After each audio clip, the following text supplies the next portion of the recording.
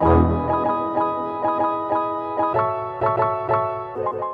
bonjour à tous, alors aujourd'hui on revient pour le test du Redmi Note 7 et je suis super content de vous le présenter puisqu'on se retrouve avec une évolution de la gamme, surtout qu'on est parti de loin puisque vous voyez, regardez ce que j'ai entre les mains, le premier modèle des Redmi qui est sorti, le Redmi Hongmi. Donc pour vous dire de quoi je parle, et puis j'ai pu constater l'évolution, et là on peut dire qu'on est vraiment à un tournant de la gamme, surtout que maintenant elle s'appelle plus Xiaomi mais Redmi. La gamme maintenant ça sera, enfin du moins le nom de la marque ça sera Redmi et plus Xiaomi. Donc vous verrez, j'ai un Redmi au lieu de dire j'ai un Xiaomi, même si c'est marqué by Xiaomi, voilà. Mais l'intéressant c'est qu'on arrive à une évolution, le Note 7 c'est vraiment un changement, et c'est ce qu'on va découvrir tout au long du test. Allez, c'est parti.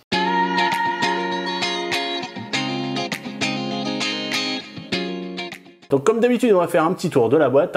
Donc ici c'est bien noté Redmi Note 7, ici le logo Xiaomi. Sur le côté une petite étiquette comme quoi on est bien sur la version globale. Derrière on commence à avoir des informations sur les caractéristiques. Donc on est bien sur un double capteur 48 millions plus 5 millions, un écran de 6,3 pouces, un Snapdragon 660 et une batterie de 4000 mAh. Et ici donc la version, on est sur un Redmi Note 7 Neptune Blue et avec 4 Go de RAM et 64 Go de stockage.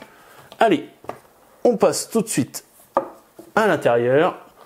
Donc premièrement, on doit avoir la petite coque silicone et des modes d'emploi.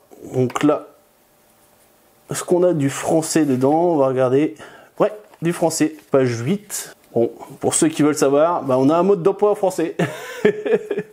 C'est vrai qu'on m'avait posé la question la dernière fois. Je dis bon, ça peut servir encore. C'est vrai que tiens, on peut regarder. Donc là, on verra ça après. Là, on nous montre le tireur SIM justement. On verra ça justement en détail juste après. Donc vous avez quand même un petit mode d'emploi, même si on va dire, je sais pas s'il y en a encore beaucoup qui s'en servent. Ici, la garantie, voilà. Allez, on passe à ce qui nous intéresse le plus. Hop, le téléphone. Alors, on regarde vite fait, on va le poser sur le côté, on va regarder ce qu'on a dans le reste de la boîte. Hop, ici on a donc un câble de recharge. Hop, et vous voyez avec une bonne section, ça j'aime. Niveau de Xiaomi, ils nous fournissent du très bon câble et on est bien sur du type C. Voilà. Et ici, donc le chargeur. Alors, les caractéristiques, elles sont là. J'ai cherché. Alors, je vais essayer de bien vous montrer. Alors, ça va faire la mise au point. Donc, on est bien sur du 5 volts 2 ampères. C'est noté juste là. Voilà. Donc, on n'est pas sur un chargeur quick charge. C'est bon à savoir. Il ne sera pas fourni. Vous avez juste, à mon avis, de la charge rapide, on appelle ça, mais pas un compatible quick charge, sachant que le téléphone est censé être compatible QC4, quick charge 4.0. Voilà. Et ici, vous voyez, vous avez une petite ouverture qui, normalement, doit y avoir des écouteurs. Mais là, forcément, c'est un exemplaire de test, donc je ne dois pas voir. Mais si vous le commandez en France, vous devez avoir les écouteurs fournis dedans. Voilà, le kit main libre. Allez, maintenant, on va passer à ce qui nous intéresse le plus. Donc voilà le téléphone avec mes belles traces de doigts déjà. Alors je sais pas si vous voyez ce petit effet, ce petit reflet là dégradé. Donc on passe sur du violet à du... Alors ouais, il faut vous regarder par rapport au reflet. On passe à du violet à du bleu ciel sur le bas. Donc super beau. Donc là c'est que du vert. Allez, on va regarder au niveau, hop, de l'écran en façade. Donc ici on a un bord en plastique qui fait tout le tour de l'écran. Voilà. Et donc le rebord. Alors en fait on pense que c'est du métal, mais en fait c'est du plastique. Avec un petit reflet bleuté, vraiment sympathique. Donc ici on a le tiroir SIM. En dessous, donc on a le port de recharge en USB type C. Ici, on doit avoir le haut-parleur et d'un côté le micro. On n'aura pas le haut-parleur des deux côtés. Ici, le bouton volume et le bouton power. L'appareil photo, double capteur, vous voyez, qui ressort pas mal. Et qui a l'air d'être un tiny à poussière. Si vous voyez là, vous commencez déjà, il y a déjà des poussières dessus. Ici, le flash LED, le capteur d'empreinte. Et ici, le logo Redmi que vous voyez là, avec le logo CE juste en dessous. Voilà. Au-dessus, bonne surprise, on a du type C et pourtant on a un jack. Ici, le capteur infrarouge et un micro, juste sur le côté. Alors, ce qu'on va faire, on va regarder au niveau de la tiroir SIM. Hop. Alors, vous voyez, en plus, c'est protégé. On a une sorte de petit caoutchouc qui fait le tour. Et donc, on a soit, donc en fait, la possibilité de mettre une nano SIM, enfin, de moins 2 nano SIM ou une nano SIM et une micro SD. Vous ne pouvez pas mettre 2 nano SIM et une micro SD. C'est bête, sachant que sur le modèle Redmi 7, c'est possible, alors que là, sur le Redmi Note 7, donc la version au-dessus, au final, non, on revient en arrière. On va dire, on n'a pas le choix entre soit mettre 2 nano SIM ou une nano SIM et une micro SD pour tout simplement augmenter le stockage. Donc au niveau de la coque silicone fournie, ici c'est une version transparente, sachant que si vous avez le modèle noir, en fait vous aurez une version un peu fumée de la coque en silicone. Et bon, comme d'habitude, ça s'adapte parfaitement au téléphone. Alors ce qui manque, ce que j'aurais bien voulu, c'est avoir un petit rebord là pour éviter par exemple que si le téléphone est retourné, que ça frotte sur l'écran. Ça j'aime, mais bon là on va dire ça s'arrête, vous voyez, juste au niveau du verre, mais vous voyez ça s'adapte parfaitement. Et là vous voyez le petit détail sympa, designed by me, la classe. Donc voilà, toujours bienvenu qu'on ait une petite coque silicone fournie avec le téléphone, ce qui permettra de le protéger au quotidien. Et pour en revenir aussi au niveau du design en verre à l'arrière, on est sur du Gorilla Glass 5 comme sur la façade au final. Donc on a une protection aussi bien à l'avant, à l'arrière, au niveau du verre. Donc je vais faire une petite comparaison de modèles. Donc tout à gauche on a le Redmi 5 Plus, donc on pourrait comparer au Redmi Note 5, donc Redmi Note 7, et là on a le Mi Mix 3. Donc vous voyez un peu, ça garde à peu près le même form factor. Hop. Donc on va les mettre un peu côte à côte. Pour ceux, par exemple, qui avaient un Redmi Note 5, vous pouvez voir qu'au final, vous ne serez pas perdu au niveau taille. On reste sur quelque chose qu'on connaissait. Voilà. Et puis pareil, au niveau du Mi Mix, vous voyez. Bon, Mi Mix c'est un peu plus épais, c'est tout à fait logique. Mais voilà, niveau design, on reste sur quelque chose qu'on connaît. Donc maintenant on va mesurer la bête. Donc au niveau de la largeur, on est sur du 7,5. En hauteur, on est sur du 15,9. En épaisseur, on est sur du 7 mm on va dire. Au niveau du poids, hop, la petite balance qui va bien. On est sur du 187 grammes. Bon, ce qui est tout à fait logique, on se rapproche des 200 grammes, sachant qu'on a quand même une batterie de 4000 mAh dedans. Donc maintenant, on en a fini avec le petit tour du propriétaire. On va passer tout de suite aux caractéristiques.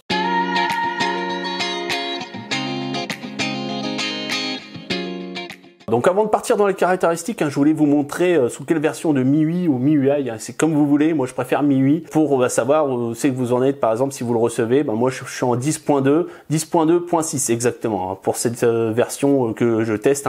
Après si vous le recevez plus tard, peut-être que vous aurez des options en plus ou autres, mais voilà, vous aurez forcément pas la même version que je teste. Voilà. Donc en premier, on va aller faire un petit tour sur AnTuTu.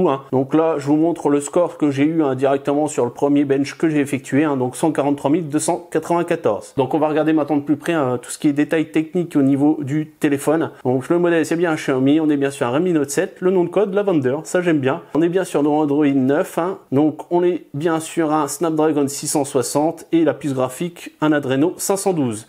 La résolution 2340 par 1080. L'appareil photo donc double capteur 48 millions et 5 millions. La RAM on est bien sur du 4 Go de RAM et 64 Go en stockage. Donc là on est bien sur un processeur 8 cœurs. La taille d'écran qui est bien de 6,29 pouces ou 6,30, c'est comme vous voulez. On n'est pas à un 0,01 pouce près. La densité de 440 dpi. La caméra avant de 13 millions et la capacité de la batterie de 4000 mAh, mais qui peut varier, on va dire, peut être des fois 3900, 3800. C'est pas forcément 4000 à 100%. Pas de NFC, Wi-Fi sans souci, voilà, et puis les différents capteurs. Donc maintenant on va avoir un petit aperçu du rendu de l'écran, et franchement que je trouve magnifique.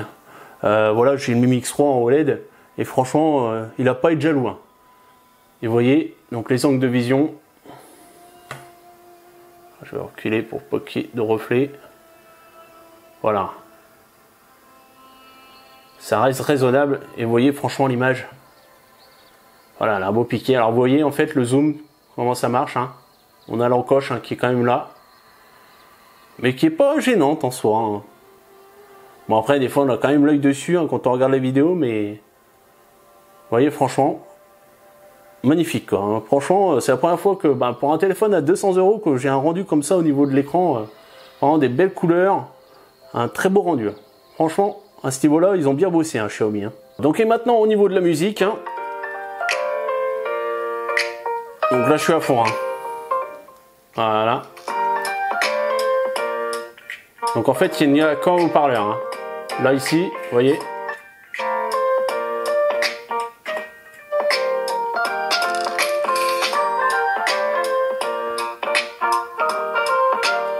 Alors ça sature pas, hein, mais je trouve quand même que voilà, j'aurais aimé quelque chose qui sorte un peu plus fort. Hein. Regardez, là je suis à fond. Bon, ça mérite de pas saturer, hein, mais voilà. Je trouve le niveau moins élevé que sur d'autres modèles Redmi que j'ai pu tester. Alors attendez, on va tester un autre, hein, on va voir.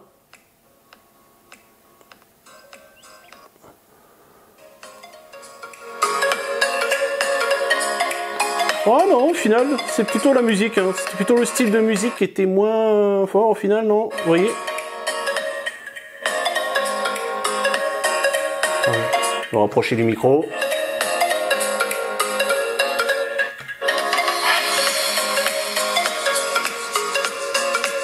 Non, au final, non. Ouais, je suis étonné. Au final, je me disais non, que la sortie était pas terrible, mais si. Hein. Au final, ça rend super bien, même au niveau là. Vous voyez un peu là, c'est un peu basseux là. Au final, ça sature pas. Donc après, oui, c'est vrai que pour certains, ça suffira pas.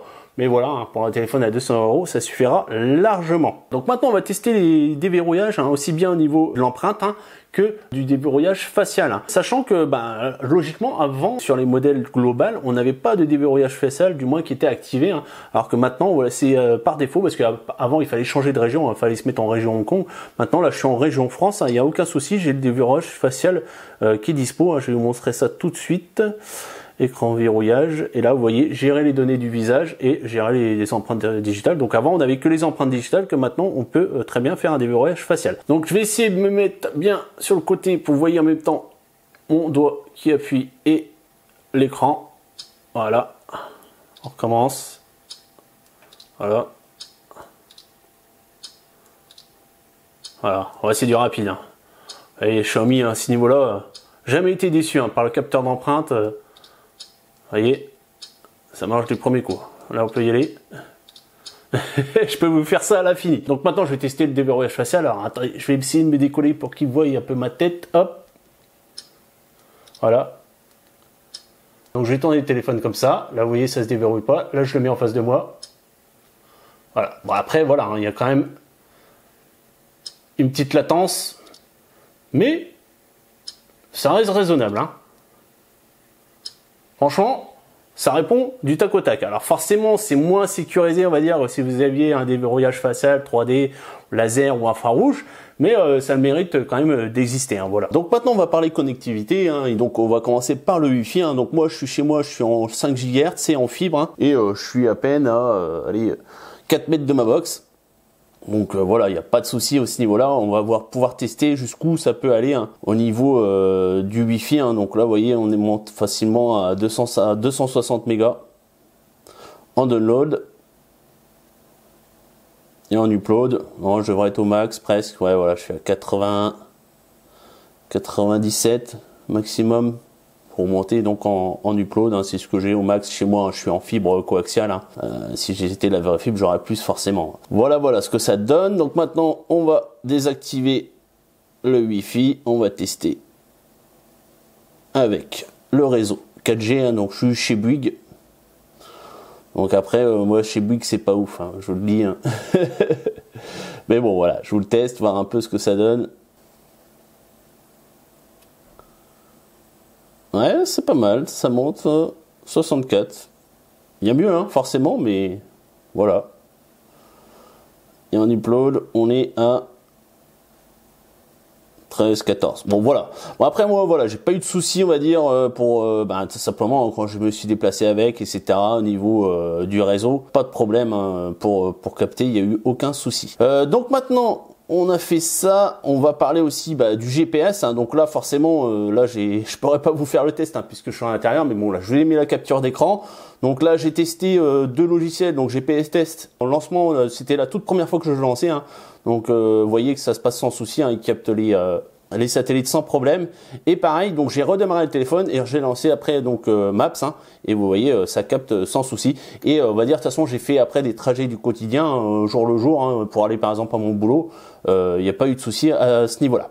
Pareil au niveau du Bluetooth, hein, donc bah forcément je vais pas vous montrer, mais au final pas de souci puisque j'ai testé ça jusqu'en Bluetooth 5.0 et il n'y a eu qu'un problème, aucune déconnexion ou autre.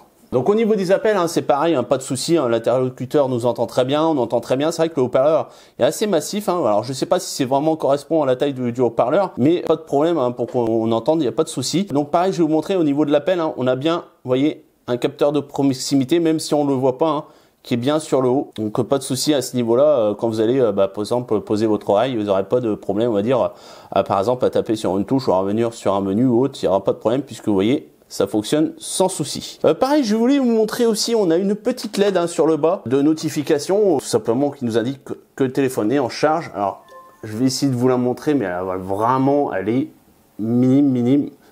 Alors, je sais pas si vous voyez bien. Attendez, je vais éteindre l'écran. Voilà, peut-être que vous verrez mieux. Oh, j'arrive même pas à voir moi au niveau du truc. Elle est juste là. Voilà. Donc franchement, elle est là pour dire qu'elle est là, mais voilà, franchement, on s'en passerait, hein, au final. Hein. Je dis même là pour dire il y a une notif ou autre, on n'y fait même pas attention. Alors forcément, oui, dans la nuit noire, il n'y a pas de problème, mais même là en journée, vous la voyez pas, hein, c'est sûr. Il n'y a pas photo. Mais bon, elle mérite d'être là. Voilà, c'est moi, vous savez, si vous en avez qui sont fans des LED, bah, vous savez qu'il y en a une. Donc maintenant, on va parler un peu de l'interface, hein, du moins de la ROM, hein, MIUI ou MIUI, hein, c'est comme vous voulez. Et bah, on va dire c'est un mi-chemin entre iOS et Android. Hein. C'est vraiment une boîte à outils Android, hein, puisque on va dire Android de base n'a rien, on va dire, d'exceptionnel. Mais là, l'intérêt, c'est que au lieu d'installer des applications pour faire des choses, par exemple scanner un QR code, enregistrer l'écran, etc. Bah là, tout va déjà être installé par défaut. C'est ça l'intérêt vraiment de cette ROM, c'est une sorte de boîte à outils Android, ce qui fait qu'au lieu d'installer une application pour le faire, elle est déjà intégrée au final sur MIUI. Et puis vous voyez, hein, l'interface vraiment sympa. Moi, il y en a qui disent qu'ils se perdent là-dedans par rapport aux paramètres ou autres. Non, franchement, il y a plein de petites astuces. Pareil aussi, je sais pas si vous voyez, hein, depuis le début, mais j'utilise en fait la gestuelle, hein, pour naviguer. Je n'ai plus les boutons. Alors vous pouvez les remettre, hein, par défaut. Vous allez dans affichage plein écran et vous voyez, vous pouvez faire apparaître les boutons. Moi, en fait, j'utilise les gestes plein écran. Pas maintenant, voilà. Et vous voyez, genre quand je fais un slide, appuyé, hop, je reviens sur les applications récentes. Si je veux revenir en arrière, je fais un slide sur le côté. Pareil aussi de l'autre côté. Voilà. Et si je veux revenir sur le home, hop, je fais un slide vers le haut. Donc assez simple, hein, vous allez voir l'utilisation. Et puis vu que maintenant on a un grand écran, que voilà, d'aller chercher vos boutons sur le bas avec vos doigts, bah là, hop, vous faites directement des gestuels sur le côté, sur la droite, etc. sans souci. Donc ça permet d'améliorer tout simplement nos navigations au jour le jour. Donc sinon voilà, hein, franchement, ça tourne bien, pas de ralentissement ou autre, pas de souci au niveau de MIUI. Hein. Franchement, moi je suis fan, hein, j'ai vraiment adopté. J'ai même du mal à revenir sur du Android pur. Un détail que je voulais vous montrer, hein, c'est que les notifications ne s'affichent pas. Je ne sais pas pourquoi, pourtant vous voyez, hein, j'en ai pas mal. Mais vous voyez en haut, alors c'est pas géré apparemment par l'encoche, sachant que apparemment certaines mises à jour permettraient justement de pallier à ce problème. Mais là, j'essaye par exemple de les activer. Hein, vous voyez, c'est marqué là, montrer les icônes de notification entrant. Donc là, je les coche, là on les voit. Et dès qu'on revient sur le home, bon, on les voit plus. Alors apparemment ça serait réglé dans certaines mises à jour, mais je préfère vous montrer puisque bah je trouve ça un peu bête, hein, au final. Mais par exemple sur d'autres téléphones, hein, qui n'ont pas l'encoche, il n'y a pas de problème, vous voyez les notifs apparaître. Et au niveau des caractéristiques aussi, on a une très bonne nouvelle sur ce modèle, c'est au niveau des DRM, hein, puisque sur les anciens modèles, hein, Xiaomi, au niveau des DRM, il nous en manquait un pour pouvoir aussi bien lire en Netflix en HD, Amazon Vidéo, Canal+, etc.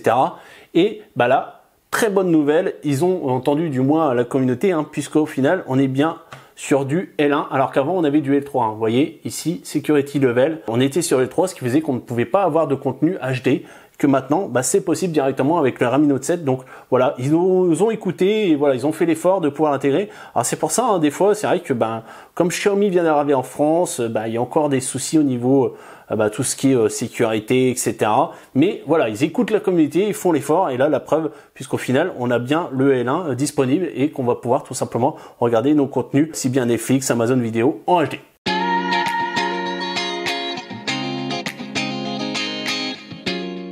Donc on va commencer les tests en jeu avec Need for Speed No Limit. Hein. C'est un jeu que je teste, on va dire, sur tous mes téléphones que j'ai. Hein. C'est un jeu que je joue tous les jours. Hein. Donc voilà, je sais quoi m'attendre, on va dire, au niveau du rendu, etc., des chargements. Et là, bah franchement, je suis pas perdu. Surtout, bon, après NFS demande pas grand-chose, hein, mais enfin, il affiche quand même une belle 3D, etc. Vous voyez, là, en plus, il y a les reflets, voilà, il pleut. Et bah, ça tourne sans souci. Hein. Voilà. Donc toujours un peu le truc embêtant, hein, c'est d'avoir le haut-parleur sur le côté, ce qui fait qu'on a tendance à le boucher quand on joue. Hein. Voilà, du moins quand on est en version horizontale. Hein. Donc là au niveau voilà, des détails, on a un peu d'aliasing, hein, mais vraiment pas flagrant, vous voyez. Franchement, ça reste très correct, hein, on va dire. On pourrait jouer facilement à 90% des jeux disponibles sur Play Store sans problème. Bon, donc maintenant on va commencer un test avec PUBG. Hein, voilà, on va dire c'est le must, on va dire, si vous voulez tester un téléphone, si vous voulez aller dans ses retranchements, pour voir, hein, ce qu'il donne. Bon là, au niveau des réglages, hein, je suis pas à fond, j'ai laissé par défaut. Vous voyez, j'ai laissé en équilibré, moyen et l'anti-aliasing désactivé. Hein. Mais voyez, ça reste quand même raisonnable, hein, ça tourne pas trop mal. Donc aussi pareil au niveau de l'écran, vous voyez qu'en fait là il s'arrête au niveau de la goutte, hein. Alors que sur le jeu d'avant, hein, Need for Speed No Limit, il englobait tout, hein, donc c'est-à-dire avec la goutte, que là au final non, le jeu s'arrête. J'ai essayé même dans les réglages, hein, de mettre en plein écran, l'écran s'arrête vraiment au niveau de la goutte. Donc c'est justement parce qu'on a du tactile partout, hein, au niveau du jeu. Donc c'est pour éviter par exemple d'être embêté sur un menu qui serait positionné au niveau de la goutte. Donc le jeu s'arrête à ce niveau là. Et donc aussi, hein, vous voyez en haut à droite, hein, je vous ai mis le petit test pendant 15 minutes, hein, pour voir ce que ça donne justement au niveau de la chauffe. Et puis bon, de toute façon voilà, il n'y a pas de secret, hein. Franchement à ce niveau là ils maîtrisent leur sujet maintenant au niveau de Qualcomm, hein, au niveau de la chauffe, il n'y a vraiment plus de problème. Et pourtant voilà, c'est un jeu qui demande pas mal. Mais au final, donc vous voyez, hein, vous allez avoir des relevés de température ou autre. Franchement, il n'y a aucun inconfort, on va dire, même voilà, si c'est pour tout simplement jouer, vous voyez, pendant 15 minutes, hein, il n'y a vraiment pas de souci. Puis là, franchement, vous voyez, au niveau des détails, ça reste vraiment sa patoche. Hein. Alors attendez, je vais pas mettre de reflet, vous voyez, ça tourne sans souci. Et puis voilà, hein, ceux qui sont fans un peu de la franchise, vous pouvez y aller, il n'y aura pas de souci pour vous faire des games d'enfer. Bon, maintenant, il faut finir top 1. Hein. Allez, on passe à la suite.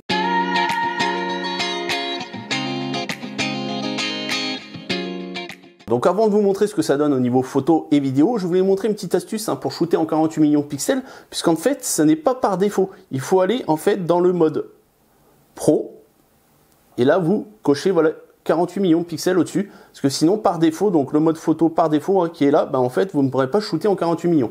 Apparemment ça sera possible dans une mise à jour, hein, mais pour le moment il faut aller dans le mode Pro. Allez, on passe au test.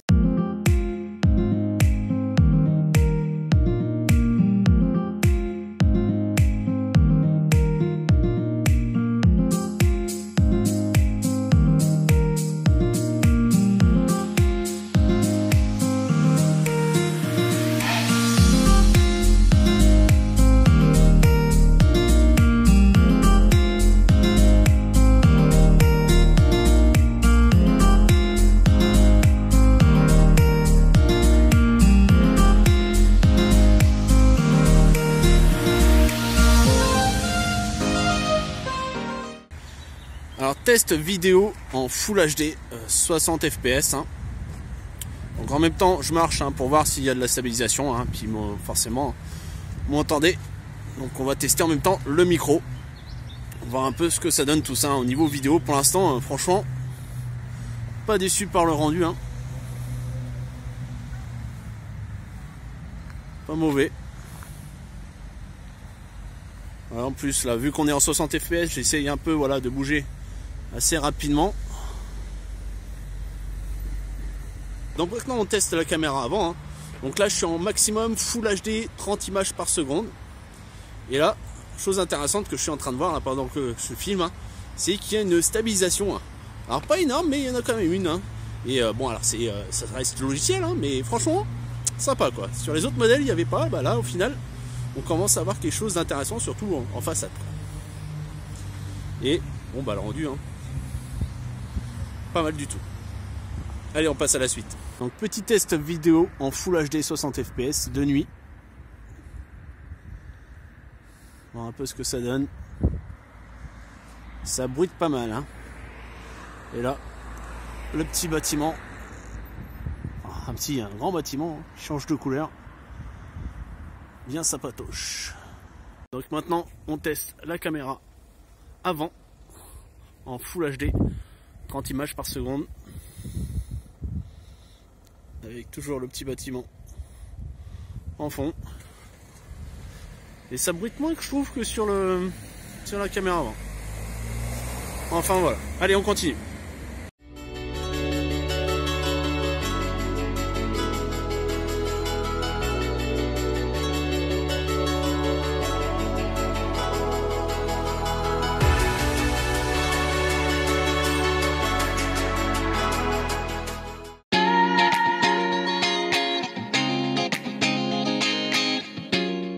Donc pendant que je vais vous parler de l'autonomie, hein, vous allez avoir deux vidéos, une qui correspond à la recharge en quick charge et une à la recharge simple, on va dire, puisque on utilise en fait le chargeur fourni dans la boîte. Donc bah voilà, hein, 4000 mAh.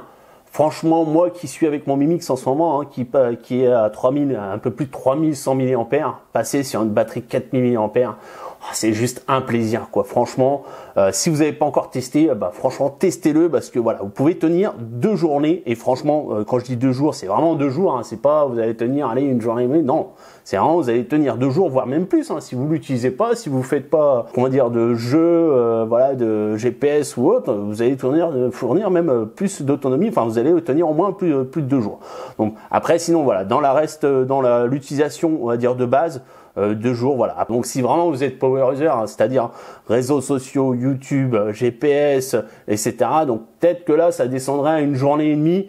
Mais voilà, ça tiendra encore la dragée, hein, on va dire. Voilà, ça ira plus d'1 jour. C'est sûr, même le soir, vous rentrez, bah, vous n'avez pas besoin de le charger, vous le laissez sur la table de nuit. En plus, vous verrez, même de nuit, ça consomme, ça ne tire que dalle, mais rien. T'as l'impression que le téléphone est éteint. Hein. C'est bien simple. Vous le récupérez, vous avez perdu peut-être 1-2%. Alors après, bah, ça dépend. Hein. Si vraiment vous l'utilisez à fond, vous tiendrez une demi-journée en plus. Sinon, une journée encore entière, à la fin de la journée, là, forcément, il faudra quand même lui mettre un coup de charge. Mais voilà, chose intéressante, c'est vraiment que sur cette batterie 4000 mAh, vous allez pouvoir l'utiliser pleinement pendant 2 jours. Vous partez par exemple en déplacement ou autre, bah vous êtes sûr au moins de tenir la journée sans problème. Vous pouvez faire ce que vous voulez avec, de la photo, de la vidéo, tout ça. Vous ne serez pas emmerdé, on va dire, dans la journée de prendre une batterie externe ou de prendre prévoir une recharge ou autre, un câble de recharge, etc. Non. Pas du tout, vous pouvez partir vraiment la conscience tranquille. Donc voilà, hein, le gros atout de ces téléphones, hein, c'est vraiment sa batterie. Hein. C'est vraiment un chameau. Voilà, si vous ne l'avez pas encore testé, je vous conseille, franchement, vous allez voir, vous allez avoir du mal à repartir sur du 3000. Hein. Moi, je le fais parce qu'au final, voilà, j'aime mon Mi Mix, mais si je pouvais changer sa batterie du 3000 pour du 4000, ah bah, je le ferais direct, sans souci. Allez, on passe à la suite.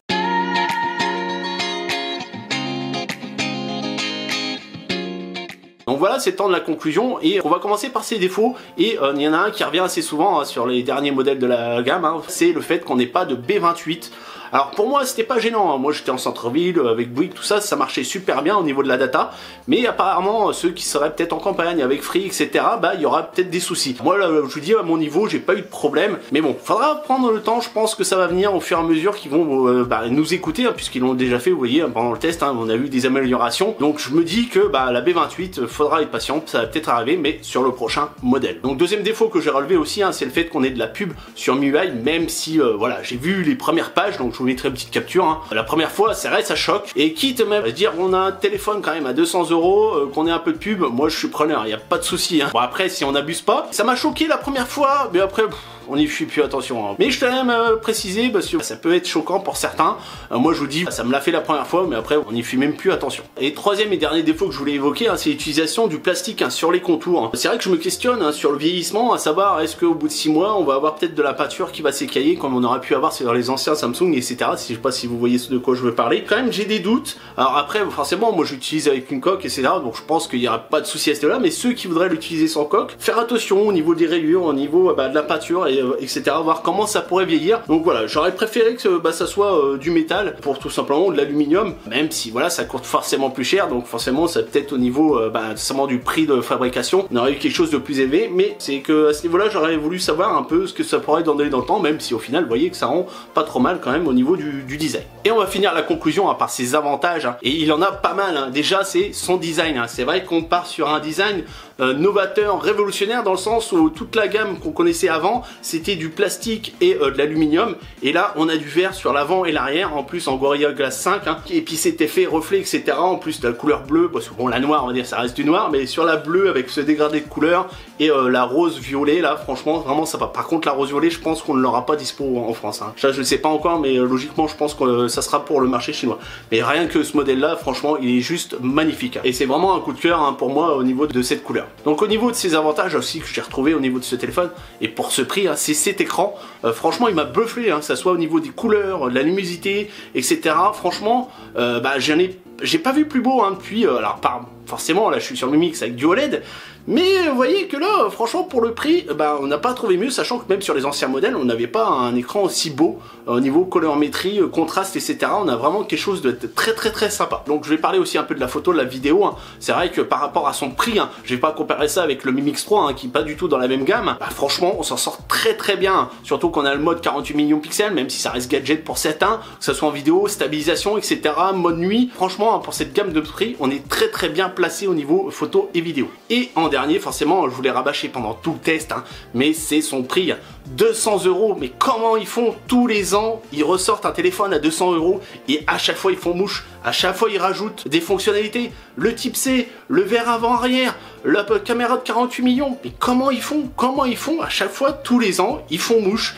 Et c'est vrai que comme d'autres marques, hein, vous voyez, qui sortent des téléphones et qui augmentent les prix, non, là on reste sur la même gamme de prix. Donc c'est juste hallucinant. Et puis vous voyez, hein, avec tout ce qu'on a à disposition, franchement, on en a pour son argent. Donc si vous connaissez pas Xiaomi hein, et que vous avez un petit budget, allez-y, hein, lancez-vous, franchement, vous serez pas déçus. Donc voilà, le test du Redmi Note 7 est fini. Hein. Si vous avez aimé, faites péter la barre des likes, hein, ça permettra que je teste d'autres téléphones. Et puis bien sûr, abonnez-vous, partagez, et on se dit à la prochaine. Ciao, bye bye.